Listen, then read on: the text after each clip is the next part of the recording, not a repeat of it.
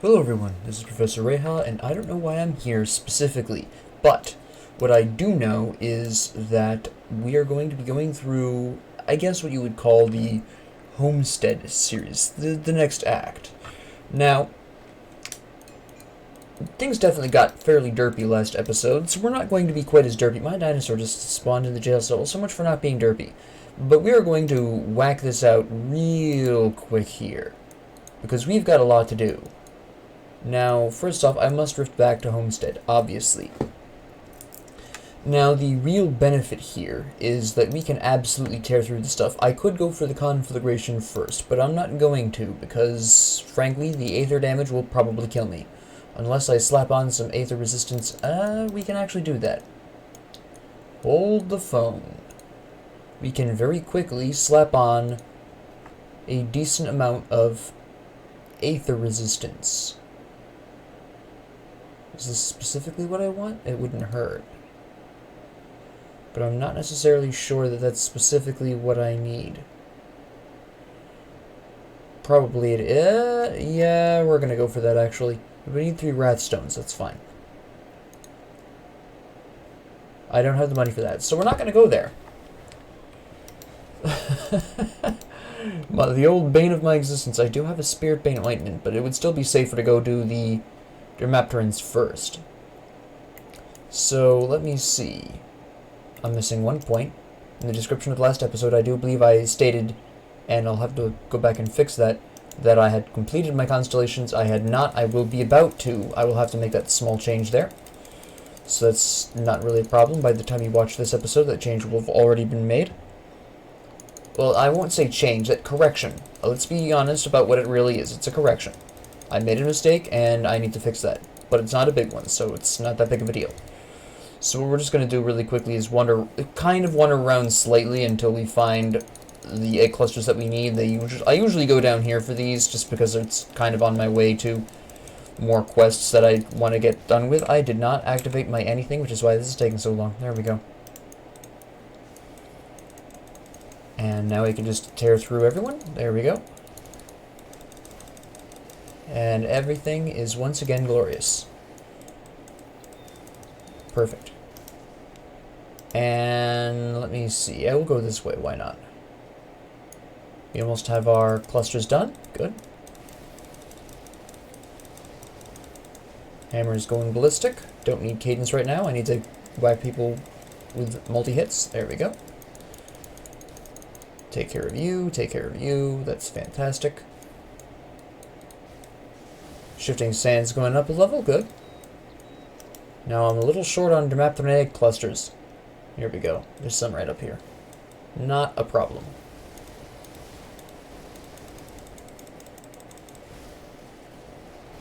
And we'll just take care of all of that. This is likely not going to be useful to me at all anyways.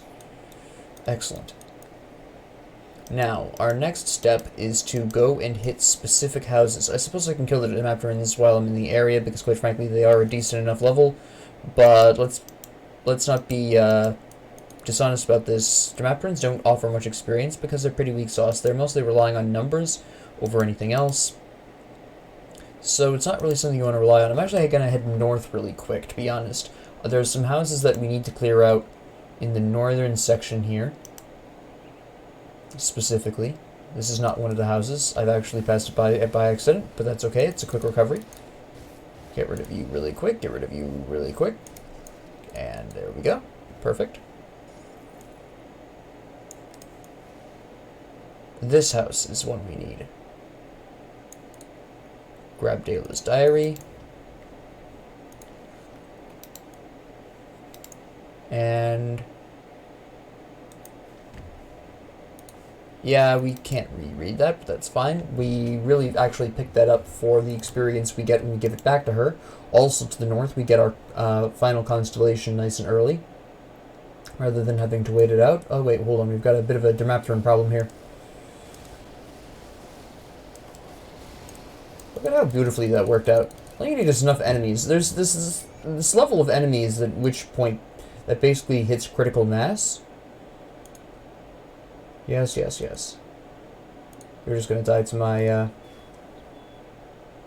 good old Retell damage. And we just get this over here. Now we have better attack speed, which is nice.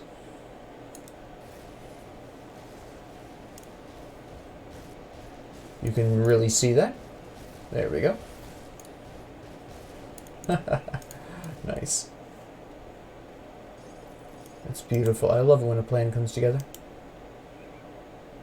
And let me see. This should be one of these bodies. There it is. You're mostly just going to die off to my various retail damage anyways, so it's not that big of a deal. But now we've grabbed everything we need to here, so we can head straight south. Clear out some things down here.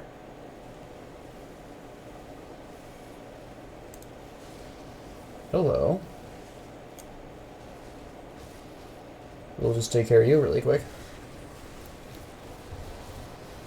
Your little weenie plaque friends are just going to die to my retail damage anyways, so I don't even care.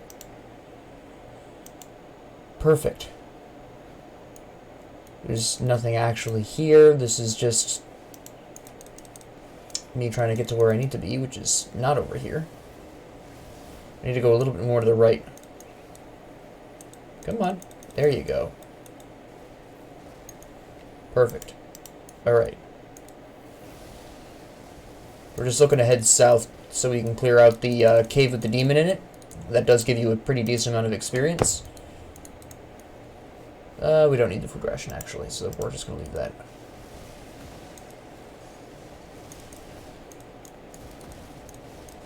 Just blast these guys to kill you really quick. Excellent. You can really see how little experience I am getting, despite the fact that these people are roughly my level.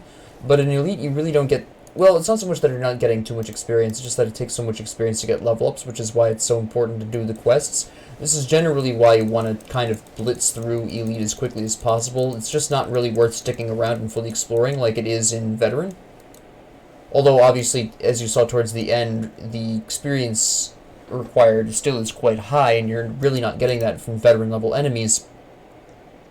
But still, I came out of that at level 70, which is definitely higher than where I wanted to be. My memory was faulty on that one. I should have been 65. I definitely... And that's mostly from me just not dying enough because of my class setup. If I was playing a more aggressive class, that would not have been as much of a problem. I would have been way better off. I would have died more often, which would have actually been a net positive. You'll also notice I have not really gotten much in the way of good equipment. I've changed out some of my blues for some really effective greens, but overall, I haven't gotten anything absolutely spectacular. This was the first thing I've gotten in a hot minute that was really good. I've gotten some nice recipes, but beyond that, it really hasn't been much, and even the recipes weren't specifically for my class combination either, so that's a whole different conversation. But you can see where I'm not really getting a huge amount of really effective items, but that's okay, because I can just kind of, like I said, work through this pretty quick. And like I said also, it's mostly going to be a matter of how effectively I can transition into Ultimate, which is definitely going to be something of a potential issue. So that's really what the conversation here is about. I'm going to go ahead and activate both Overguard and a health potion here. I'm just going to cadence Balog to death. It's just honestly not worth using Benetti's for fairly obvious reasons. Come on, there you go. Oh, no, we're having some accuracy issues. There's Menhir's Will. I let that activate. I didn't use the health potion because the health potion would not have mattered. I still would have gotten down to Menhir's Will anyways. I'd rather save up the health potion for Overguard when it will actually heal me. I'm going to wait till I'm lower on health before I activate that. Health potion here. Let it shrink down a little bit. Activate Overguard. There we go. And then Balog dies. Clean. Offered me nothing useful. Kind of expected. Perfect. This was a fairly classic experience. But you can see the huge jump in experience I got, not only for killing Balog, but completing the quest associated with it. So that was nice. Now all I gotta really do is blast open the cave that had the that has that guy's treasure in it, and then kill the amalgamation, that's the word. And then we'll just kill the Demapteran Queen. The whole thing should take probably 20 minutes. Well, 10 more minutes from here, honestly. So, it's, like I said, it's not really that big of a deal. We can skip a lot of the rest of this area. Just fighting those enemies that are on the way for the potential for good equipment, especially a Flesh Warped Cask. I would like a better one of those.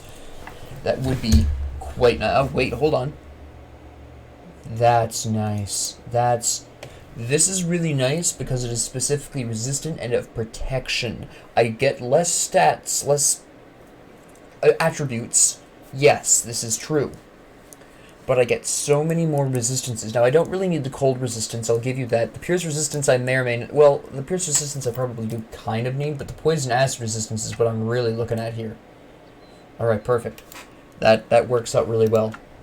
I wish I'd gotten some Aether out of that. That would have been better, but we can always... At the very least, with this helmet, I can now swap out some of those anti-venom salves for wardstones, potentially, for instance. Something that'll increase my Aether resistance more specifically.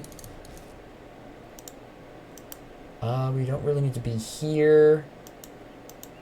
Trying to figure out what the most efficient method would be to get to the... We'll go ahead and kill these guys. It should take only a couple seconds. Just like that. Easy. Yeah, this seems like it's working out fine. I'm stuck on a wall? There we go. Who shot me? Somebody's shooting at me. Who is this? I don't know. Oh, it's one of you idiots. There we go. Excellent. We'll just go around this way. Clear these guys out a healthy distance ahead of time. Nah, you're not even worth it. There we go. Just take care of you. There we go. I am cut off from the more effective path, which is unfortunate. I thought you were a hero for a second there. All the heroes and the officers look the same. The Reavers here typically look like heroes. A lot of the heroes are dark gray. Sometimes they're not. Like the fire one is a really vivid red. The poison one is obviously a very intense green. The cold one is blue.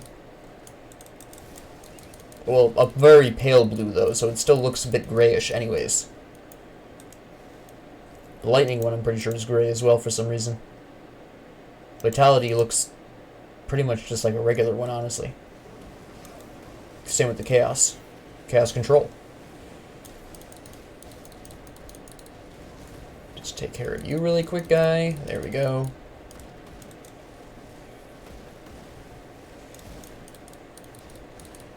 Your poison damage does not concern me.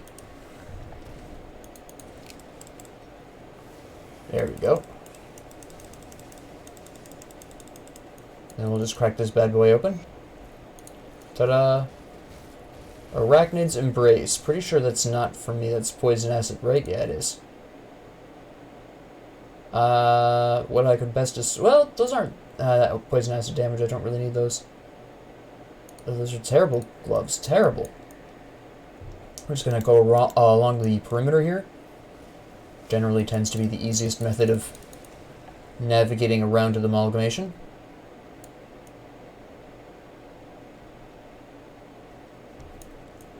And nope, we're not getting our way in here. Just looking for a breakable section of the wall, but that clearly was not in my cards. There we go.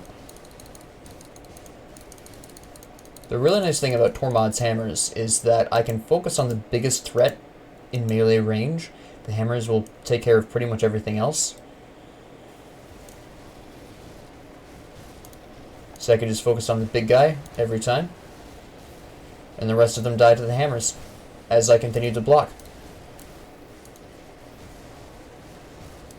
And of course I still have my meteors. Now the reason why I don't mind still having the meteors is because quite frankly it's still elemental damage. So it still gets all the benefits. It's a fantastic time.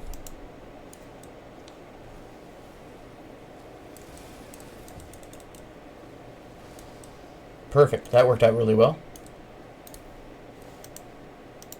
Very nice. Now, I think I just smoothly just work my way down here. Yeah. We'll take a sharp left here. Take care of this little problem. Excellent. Oh, you are a spirit now. There we go. More skeletons? Scarecrows. Skeletons, though. See, I can focus on my boy here. They've activated Menhir's Will, which is pretty well done on their part. Probably because they have Numidia here. Numidian, excuse me. Activate Overguard really quick there. Just to finish things off. Like so. Clean. Clean. Alright, nice. That worked out extremely well. I get so lost here. There we go. Just wipe you guys out.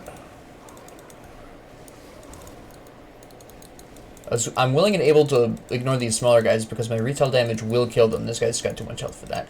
Shoot you one more time. Oh, wait, 2 more times, excuse me. Nah, no crows, come on. Just go into melee range with me next time. That's fine.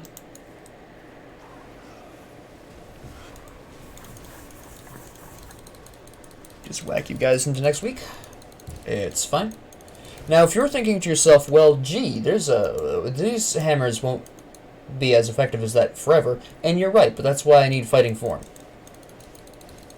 That'll give me some AoE damage on my cadence, and that'll really help that out. It'll be just the right amount to last me into Ultimate. I just want to complete. I want to complete Proliferation first, because that way I can initiate a stronger distance attack, which, as you can see, is very effective. And then I'll start working on cadence, getting the AoE Fighting Form of that, and then from there figuring out what else I want on top of that. Do I want Warcry? Do I not want Warcry? What's that story going to be about? I know that I just activated my Menhir's Will. I don't much care. By the time this becomes a potential issue, it'll be back.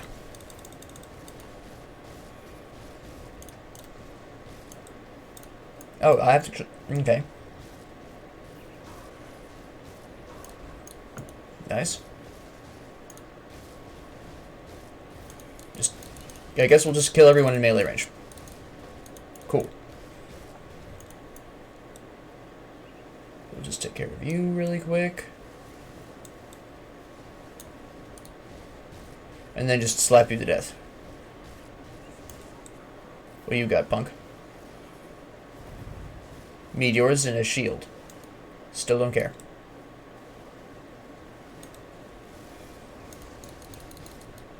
That was a beautiful timing on the multiple attacks there. No, let me get out of the Aether. There we go.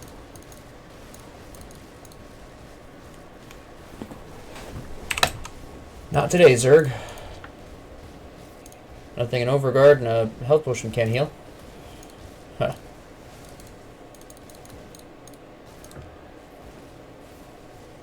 Just take care of that really quick. Take care of you really quick. And then take care of this really quick.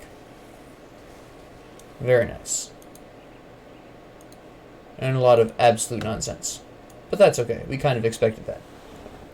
This is going to be fairly interesting. We're going to want to use Spirit Bane Ointment here.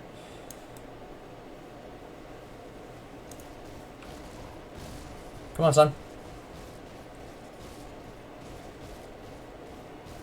That's right. Spirit Bane Ointment doing work. Overguard and Healing Potion. Right now. Menhir's Will be activating at some point as well. We're fine with this. Healing Potion here. I activated that a hair early. Very barely too early. Menhir's Will. Yeah, if I hadn't been so early on the health potion, I probably wouldn't have had needed to use Menhir's Will there. I was too early on that. I should have waited till it was actually doing the ground slams. Just like this. There we go. I'm not sure I'll have enough to blast this. Will I, though? Let's see. So far, so good.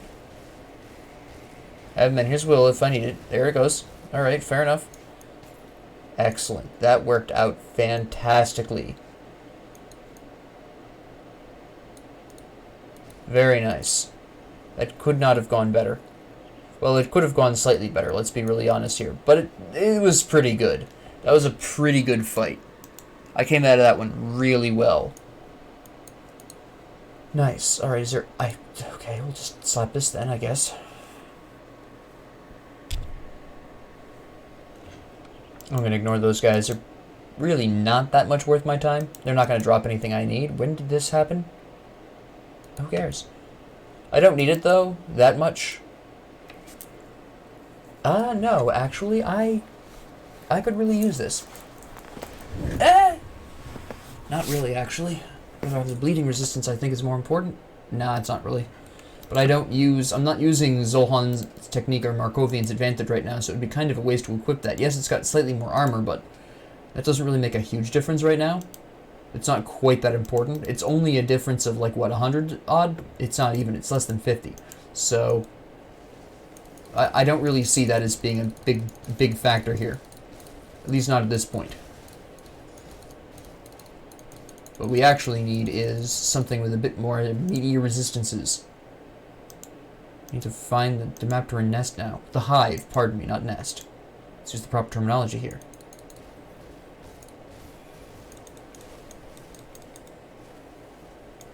And we'll just take you guys out really quick. Ignore the Dimapteran. You'll die to my retile. There we go. Now, where is this silly hive?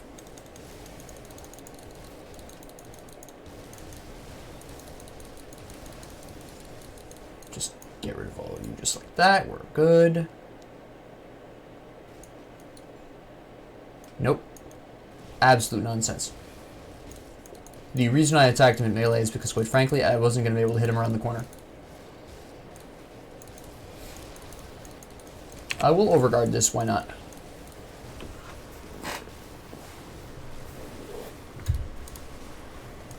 Excellent. And then you absolute nutters need to get out of here. There we go. Oop, missed one. And now comes the burning question of where exactly is the hole? Where is the hive? Somebody spill the beans, come on. Haven't I killed enough of you dudes?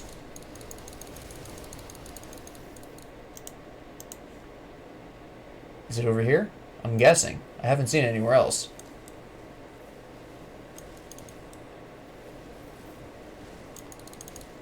There we go. And slap. There we go.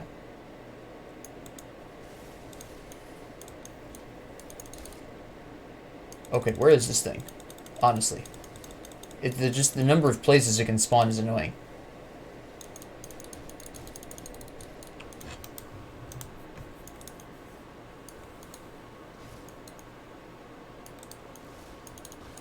Come on, where is this foolish thing? Okay, been here. Is it down here?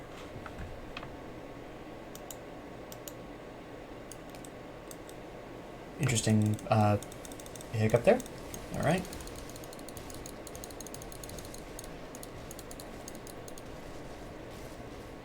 Okay, there we go. Where is this stupid thing?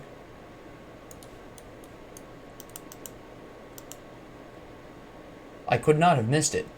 It's a giant stinking glowing hole in the ground. Pretty difficult to miss.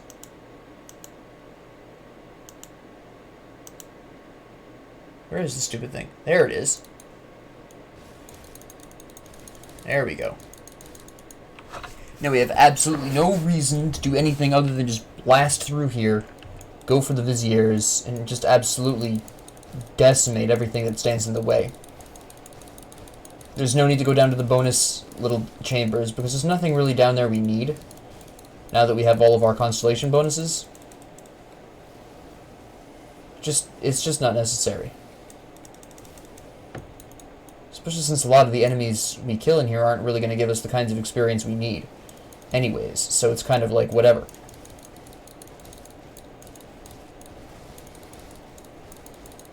So we just get rid of all of this. And there we go. I had the hammers flying around me, so I decided to take advantage of them. There we go. Perfect. I should have actually shot this ahead of time, but that's fine.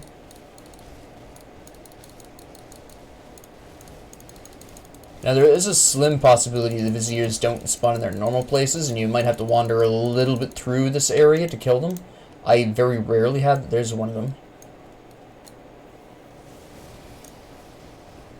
Yeah, he's usually over here. Ah, but I have my poison acid resistance up now, sir. Overguard healing potion. The hammers, as you can see, are taking care of most of the surrounding smaller enemies, along with the random Trozan Sky Shards.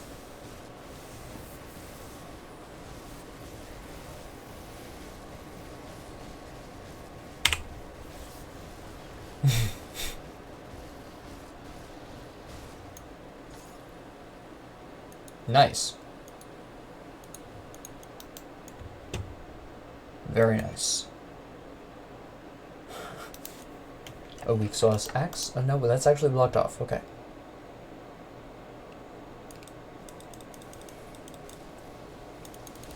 I was hoping I could take care of all of them before they got to me, but that's okay. There we go. Shifting sands goes up another level, which is nice. Nope, nope, nope, nope. Get out of here. There we go. The other Vizier should be towards the end. Usually is.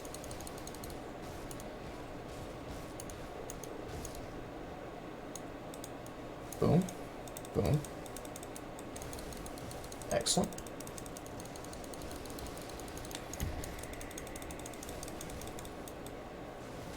Alright. Take care of you the old-fashioned way then. Oh, hello. You were a bit zippy, weren't you? Goodbye. Very nice. Nope, nope, nope.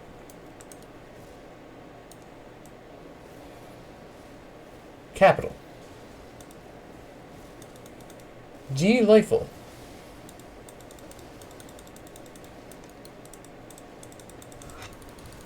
Excellent. Perfect. Pardon me. And we slap you.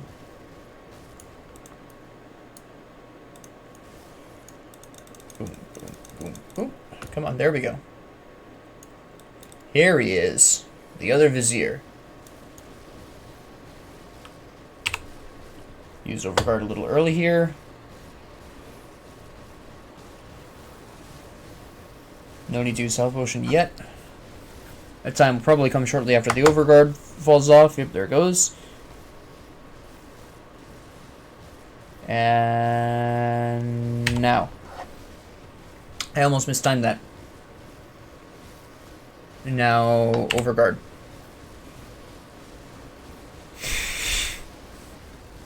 And the hammers wipe out everyone around me. Didn't even need to use Menhir's Will. Nice. That Aetherstone amulet is fairly interesting. I've forgotten a lot of the older stuff. I'm sorry, not the older stuff. The higher level stuff. Been a really hot minute.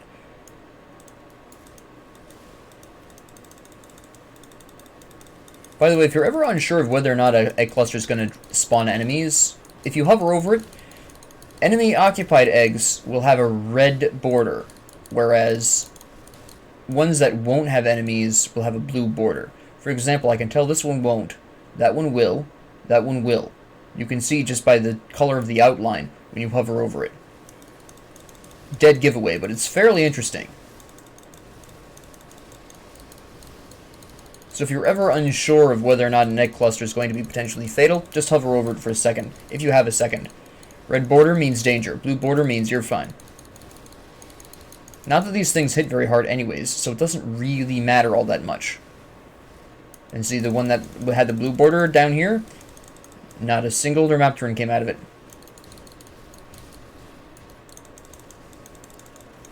Just toast all of these fools. Excellent. Okay. Stop, stop, stop, stop, stop.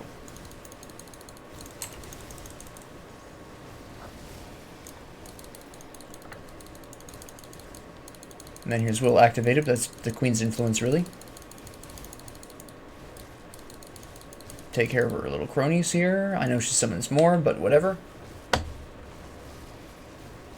We're going to overguard. We're going to use a healing potion. Just until the poison fades, because that's the only problem here. There we go. The hammers will take care of the rest of this. My armor is so incredibly high that it's actually better for me to go into the melee range. You can see she's doing almost nothing.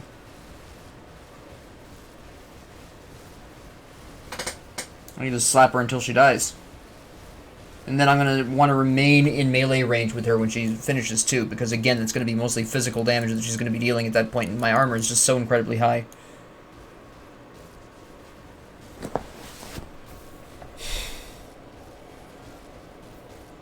And this is just the most effective way of dealing with her with this setup. Or we're going to overguard and use a health potion just for the rocks. Yeah, the rocks still hit hard. But that's about all she's got, really. That's a major threat as long as it's staying close. I have men here will for round 2 of rocks, so I'm not worried.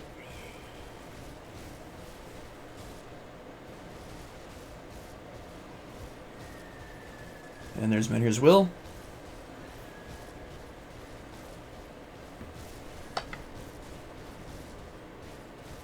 My health isn't low enough to overguard. Now we'll overguard, but not yet use the potion.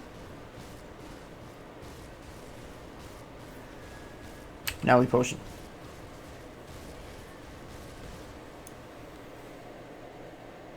Nice. Alright, we'll collect our fat loots just basically because we can. Don't want to leave fat loots behind. Never leave fat loots behind. Get rid of you. Uh-huh. There's the Eastern Leg Guards. Now I have the complete set, but it's too late because I'm no longer using cold and lightning damage. But now I have the complete set for a future character, say, so that's something at least. Alright, now we're just going to rift back to Homestead. Now the reason why I decided to do the Homestead, we don't really need the rift honestly at this point.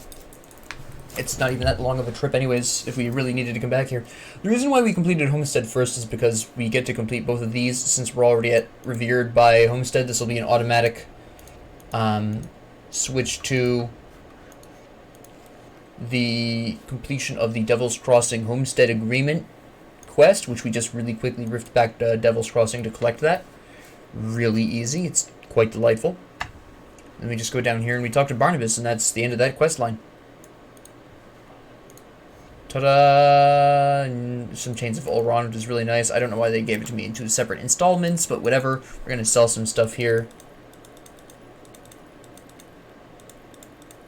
I know I just sold some Monster and Frequents. That's fine. That's fine. Don't worry about it. It's okay. What I'm really going to be looking for is level 90 versions. And, you know, when one day down the road, when I eventually do look to, craft a character focused around some Monster and Frequent, I will farm well in advance of the character creation. So do not worry about that at all. I have more to sell, but that's fine. What I really need next would happen to be, I believe, I was waiting for this, but I don't have these, so that's fine. And I needed money for this as well. I need Manticore Eye more than anything else, but I don't have that, so that's whatever right now. My 8th resistance is fairly weak sauce. What I am going to do, I'm going to just really quickly go through the conflagration as well. So I will need a... Where is that? Spirit Bane Ointment. I need a Ratstone for that. Which I can now afford. There we go. You can go on now. Get out of here. Get some help. And then we'll just go back, and that's not the rift I needed.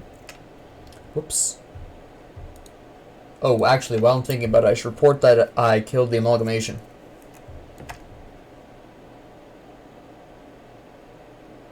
Just for that delicious...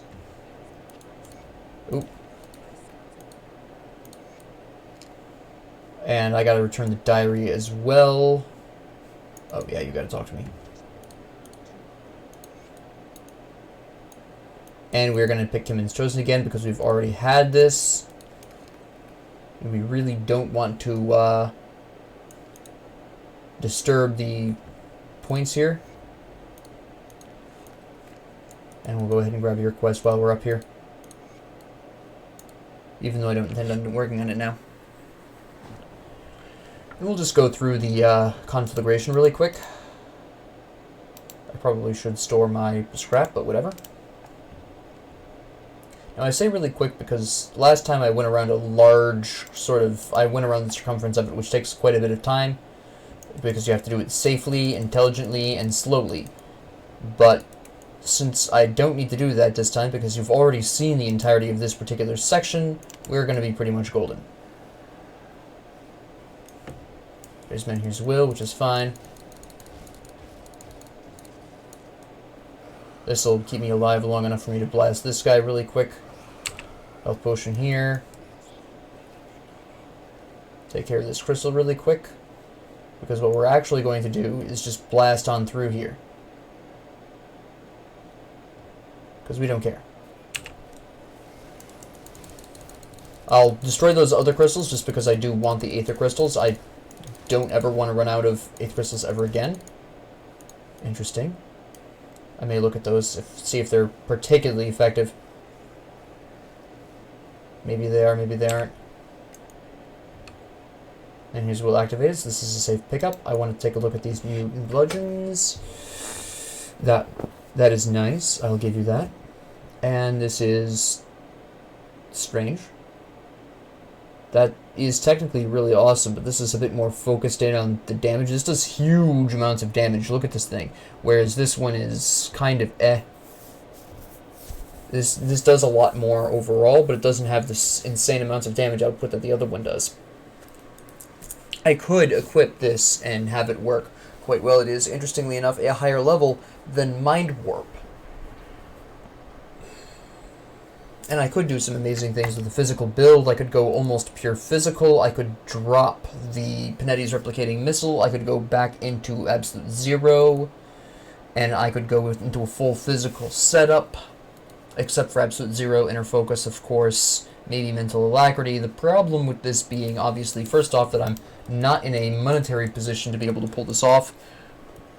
And second off, I don't really want to do pure physical. Like I discussed with the lightning damage, going into only one damage type is extremely dangerous and will get you killed. So, going so diehard, I mean, I would have Alexa's Flash Freeze, sure, but that's an AoE. So if I come up against a boss or a hero or somebody who has the resistance that they need for that, then I'm doomed against that boss, because Alexa's Flash Freeze, an absolutely amazing ability to have in a group scenario, is not as great in any scenario in which you're fighting a large opponent who's immune to freezing. And anybody who is going to be resistant to your physical, well, not necessarily, but if they're immune to freezing and they're resistant to your physical damage, you're pretty much doomed. There's just no two ways about it. You are going to die. Or just, as I almost did with the last guy, just basically fight into eternity until the cows come home. I mean, at that point, there's just nothing you can do. And it's just not a good situation to be in. So I'm not going to go into that at this point in time because I have no alternate response to any enemy that would be highly physical resistant, and physical resistance is fairly common. So I don't want to invest so heavily in that. It's not just the money, although that is part of it as well. I don't have the money to fully convert into that smoothly right now. But the big reason is that that would be an almost 100%, almost one damage type, and I already have proven why that's a really bad idea.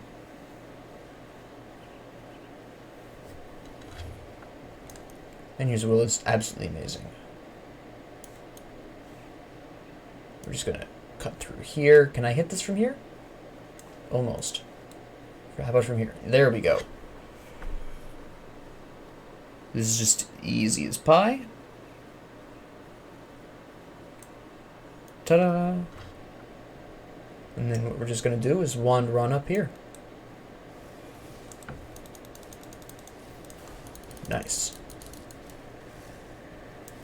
That's going to be more stats, which is always nice. We'd love to see it.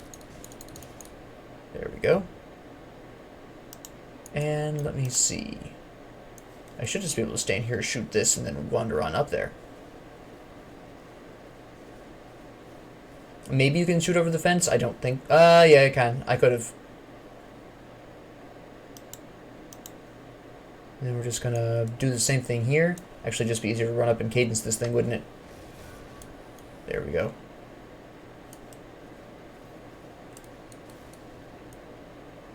And we can do the same thing. This is actually, we can do this safely from here, which is obviously much better.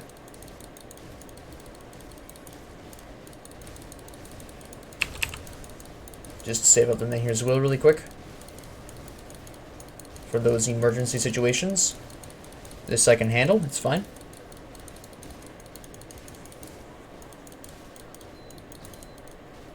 Come on, stand still so I can hit you. There we go. Grab the Aether Crystal really quick while they're all running in. Good. Perfect. Am I standing? No, I'm like right on the cusp there. I forgot to check what the bonuses were. I mean, sorry, the, what is this? Physical resistance, pierce resistance, elemental resistance. Nice. Alright. Oh, I activated my health potion at the absolute wrong time. I was way too late on that. Activate Overguard really quick so I can gather myself up, get rid of these guys really quick. Alright. I think I need to use my... There we go. We should be good now. Alright, let's see. Overguard hopefully comes up first. Use the health potion to ensure this. Overguard, good. The hammers are activating, excellent. Hopefully I get my health potion. There we go, yep. Perfect. And then Menhir's Will will activate. There it goes. We'll let it. Menhir's Will run for a while.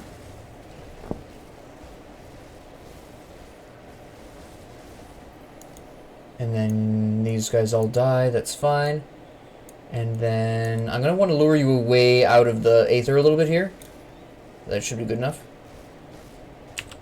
Activate that. Activate the health potion actually too. I am much stronger than I was at Veteran. I had a problem with this in Veteran, but I'm really close to where I want to be at this point. Good. So far so good. Come on, get slapped. Good. Overguard and health potion. Just in time. Just in time. If that guy wasn't wandering around confused back there, I probably wouldn't have made that. So I kind of lucked out on that one. Now there's just Menhir's Will is inescapable at this point, which is fine.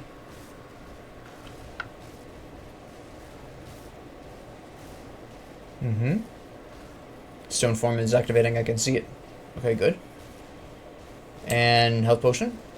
Wait for it. Wait for it. Not Overguard yet. Not Overguard yet. Oh, they didn't even really get past the health potion. Okay. Okay. Sure.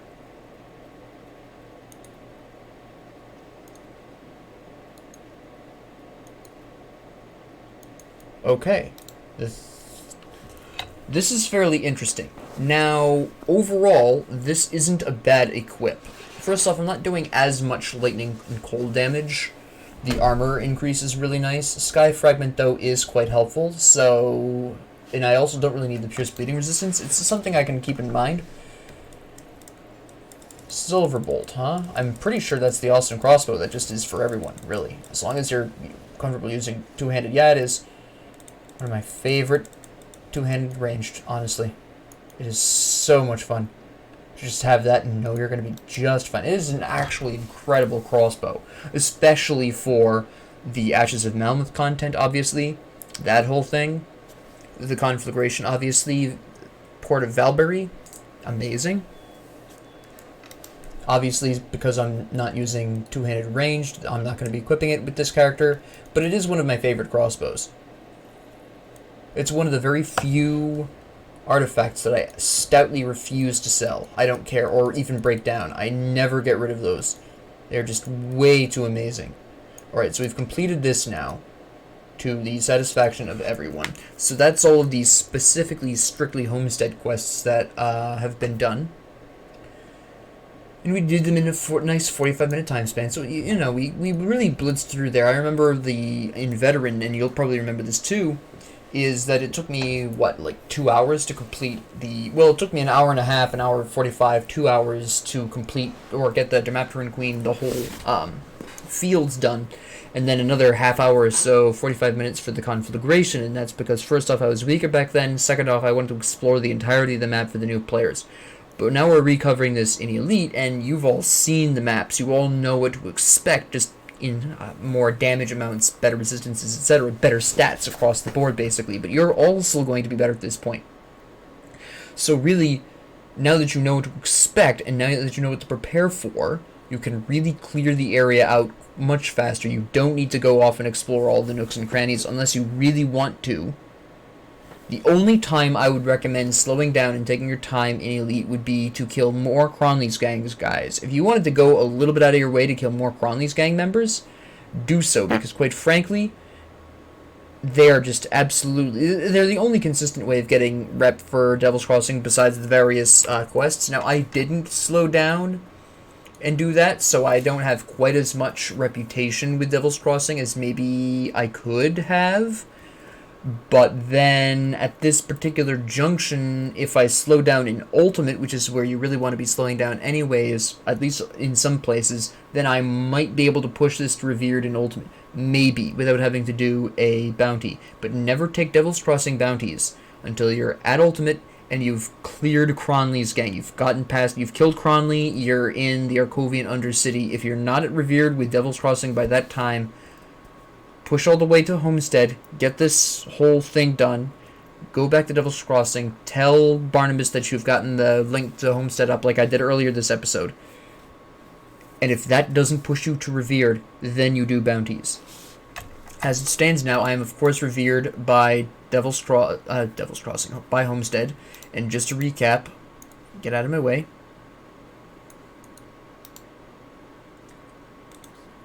Just because this is so amazingly powerful for me, and I might switch over to some physical, I'm going to leave that for now. I'm also going to leave these shoes for now.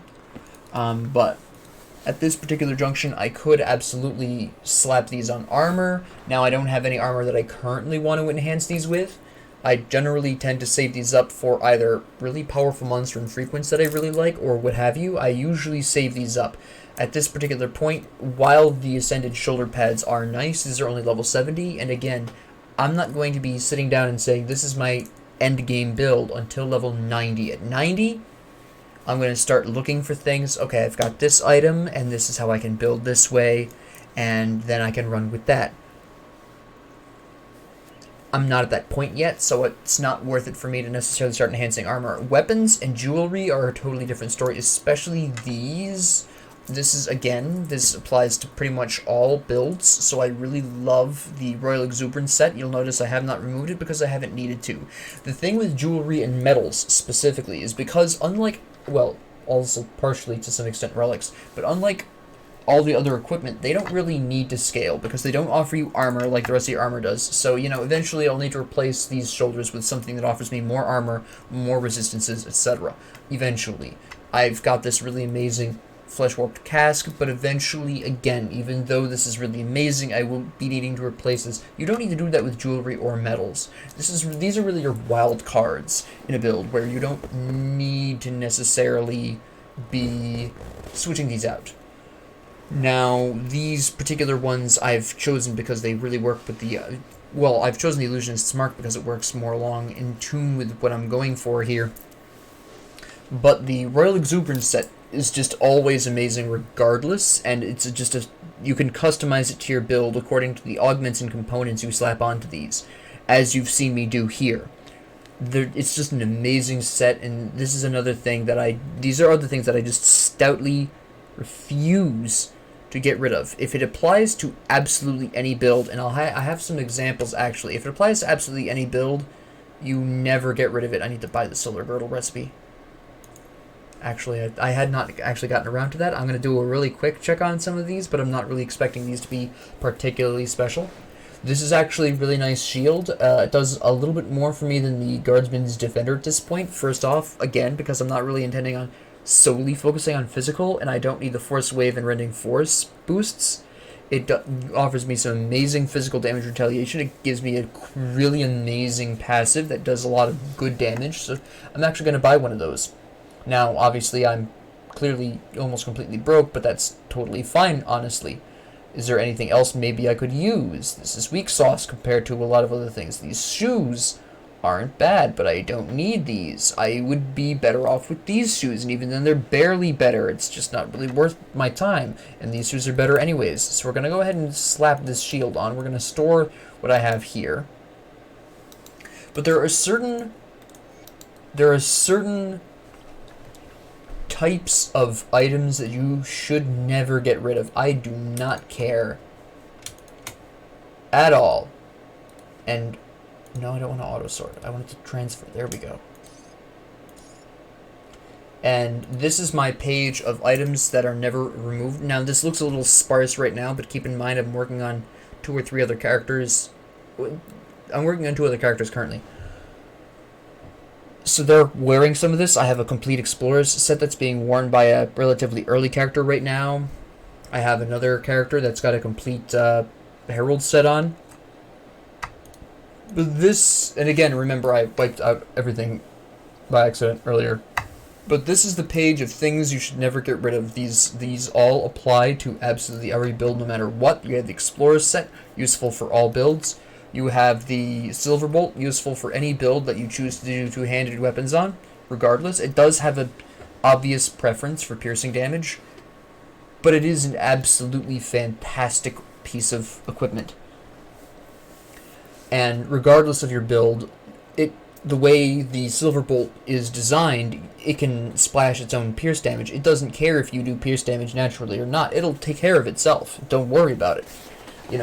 As long as you use two-handed guns, or just guns in general, this is amazing.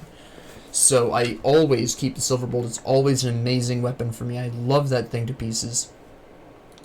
So we'll slap these in here as well. And yeah, that's pretty much where we're going to leave it at here. So just so we can talk a little bit more about these, I am fully expecting to be revered by the Coven by the time I get back there. Let's be really honest, it's very likely to happen. Barrowholm, I'll get a lot of boost when I'm going through from basically here on out. Well, okay, I gotta go to the Pine Barrens first, but from Homestead onwards, basically, you're gonna get a lot of rep bonus for Barrowholm, because keep in mind that when you when you get to Barrowholm the first time in normal or veteran, there's not a whole lot of chthonic enemies you get to fight. Most of this rep you see here is from the quests that I completed for them, but there were a couple of chthonic enemies that I killed that got me to the a little bit over past the respected line, but not a whole lot. but there's a lot of chthonics in from Homestead to the end of the main campaign, so that becomes a completely different story. So by the time I get back to Barrowholm, I am honestly expecting to be probably honored by that time, in all honesty. As for the cults here, I'm not really expecting to hit Revered from these until I've cleared the Forgotten Gods content in Elite. I'll at the very least be revered by the Cult of Bismiel, at the very least. Maybe not necessarily Dregan Soleil. And don't forget, we also have the Path of the Three that we need to do, and we can probably kill the Mad Queen now that we're stronger and an elite. Kimin's Chosen. Again, we have Chthonics here. We have Orders of Death's Vigil. We'll be revered by them probably in the Blood Grove, but worst case scenario by the end of the main campaign. And these people are Ethereal Vanguard. I'll probably be at least honored by them by the time I get to Malmoth, because I'll have to kill a certain amount of Chthonics to get to them, and just that amount of Chthonics should push me over to the honored section. The Rovers, Arcovian Undead. I'm mostly done with Arcovian Undead. I'll get a little bit of boost as I go through the Blood Grove because of the Order of Death's Vigil. There'll be a couple of random tombs that I'll be going through that'll also have Order of Death's Vigil. Not a whole lot, not enough to really. I don't think I'm gonna get to necessarily revered with the Rovers until Ultimate difficulty when I go back through the Arcovian Undercity the final time, and then I really expect that I'll hit revered with the Rovers. As for the Black Legion, I'll probably hit revered by the end of the Ashes of Malmoth on Ultimate. I'm sorry, not on Ultimate. On this difficulty of Elite. That was just me hitting the desk with my knee, by the way. So I'll probably be revered by the end of the Ashes of Malmoth content, probably. And I'm already revered by the Outcast, which is a good old time, but that's because there's so much that increases the reputation gains from the Outcast. It's absolutely ridiculous. So yeah, that's really what I wanted to talk about here. So with that being said, next time I'm actually going to open this up so I can show you. Next time we're going to go to the Pine Barrens, and depending on how long that takes, it shouldn't take too long, because basically we're going to be beelining to the bosses and killing them as quickly as possible. We're going to ignore the whole Bridge to Twin Falls thing south of Tyrant's Hold. Now, if you're really paranoid about your Cronley's gang reputation, you can go down there and do that now. I'm going to save it up for Ultimate if I need to. It really depends. But I'm going to just blast my way through, kill those bosses really quick, get that done, slap those guys, get to Sorrow's Bastion. Since there's absolutely no quests between Homestead and Sorrow's Bastion, it's just a straight shot, killing whatever enemies happen to be in the way. When we get to the Blood Grove, that'll take a little bit of time, because even in Elite, when you're trying to blitz through, it's a bit of a maze. There's a couple of interspersed objectives around, but we can grab the Mogdrogan Shrine piece while we're there, rather than having to backtrack, which is really convenient. We also have to go through Morton's Claim. We have to go through Fort Harron again. Fort Harron's a piece of cake anyways, but we have to go through Darkvale, and that's just going to be basically beelining through that, because again, there's nothing going on there. Darkvale Gate, beeline through that. Beeline through most of Astrakarn, except for that tomb there. We're probably going to need to stop in there really quick at some point. Basically, actually, in all honesty, once we're done with the Blood Grove in Elite difficulty, and we've dealt with Fort Harron in Elite difficulty, the rest of this is primarily a straight shot. You take a brief stop at the Tomb of the Archon to deal with the quest for the Kimin's Chosen or the Order of Death's Vigil, depending on which one you chose, but there's a small detour there. Stop at Fort Icon, go through the barracks, obviously, so you can explode the thing. Keep on blasting through. Plains of Strife. Brief moment to get the other piece of the Shrine of Mogdrogan if you have that quest, which you probably should by this point. Brief stop there. Blast your way through to the Necropolis. Take care of a brief possible stop at the Bastion of Chaos, depending on how many of the other ones you've done here. At some point, I'll be needing to go into the East Marsh to clear the quests for the, what's-her-face? Anastasia. And then we go through here. Now, this is, again, mostly a straight shot. Gloomwald has one detour. You've got a couple of detours in Ogdenbog, just because of the sheer number of quests going on there. Same thing here. When we actually get to Malmoth, it's pretty much a straight shot. It's a little bit of a complicated thing, because it's, we just blast through Morndale really quick. The objectives in Malmoth, even though there's not really a whole lot of side objectives, just the objectives that you need to complete there as well. I think there's just the rescuing the people there those three resistance fighters. But other than them, it's just the main objectives, and it's a little bit slow in Malmoth simply because they're interspersed, as you will remember from the last episode, from the when we went through there on Veteran. For Forgotten Gods, it's a pretty quick shot. Corvin Plateau, blast through that. Temple of City of Osir, you hang around a little bit there to complete some side quests. Blast through Corvin Sands. Karen Docks, very brief moment. I never did go through the Sarlacc Pit, which is, I can't remember where that went. Brief detour there if I can ever remember where the heck that guy is. Nothing going on in the Sunbane Oasis. Vanguard of the Three, blast through that. The Basalt Crags, the second half has a couple of things. There's a couple of things in the Infernal Wastes. Blast through the rest of this. It's very, very quick. There's not a whole lot. The game itself is overall fairly streamlined if you really want it to be, so just blitzing through Elite is a very quick thing. But yeah, next episode, blast through the Pine Barrens and Tyrant's Hold really quick. Shouldn't really be that much of a problem. And get to the Blood Grove at the very least, because Sarah's Baths, the whole fallow fields, we just basically ignore that for the most part, only killing those enemies that happen to be in our way. There's no quests there. So it's just, you're going to be surprised by how, if you've been surprised by how quickly we've gotten this far, it's even faster past the Blood Grove. At least until we get to Ugdenbog, and then it slows down again a decent amount. And then from Ugdenbog to the beginning of Forgotten Gods, it's a little slow. And then you really blast through Forgotten Gods fairly quickly. Not as quickly as the second half of the main campaign. There's like 1 or 2 side quests per section of the Forgotten Gods campaign, whereas from the second half of the main campaign, there's almost no side quests at all, so you just basically blitz through that really quick.